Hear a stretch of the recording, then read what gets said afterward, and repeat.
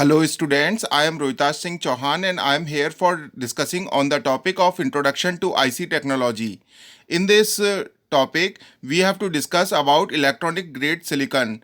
The topic is electronic grade silicon. Now the production of EGS. Before production of EGS, I want to tell you some about electronic grade silicon. Electronic grade silicon EGS is a polycrystalline material of high purity. It is the raw material for preparation of single crystal silicon. The major impurities in EGS are boron, carbon and residual donors. EGS is obtained from a relatively impure metallurgical grade silicon MGS produced in a submerged electrode arc furnace. There is a three-step process for production of electronic grade silicon. In the first step of EGS production, we produce metallurgical grade silicon MGS in a submerged electrode arc furnace as shown in the figure.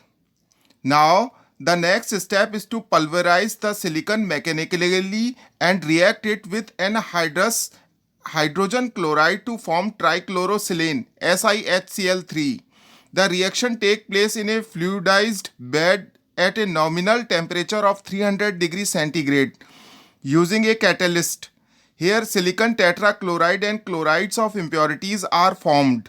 At this point purification process occurs. At room temperature trichlorosilane becomes liquid. So purification is done by fractional distillation. In the next step, EGS is prepared from purified SiHCl3 in a chemical vapor deposition CVD process. Similar to epitaxial CVD process, the chemical reaction is hydrogen reduction of trichlorosilane. This reaction is conducted in the CVD reactor as shown in the figure. A complete process takes many hours and result in rods of EGS which are polycrystalline in structure. EGS is cut from these rods, single chunks or crushed into nuggets. The diagram for the whole process is given by means of this block diagram.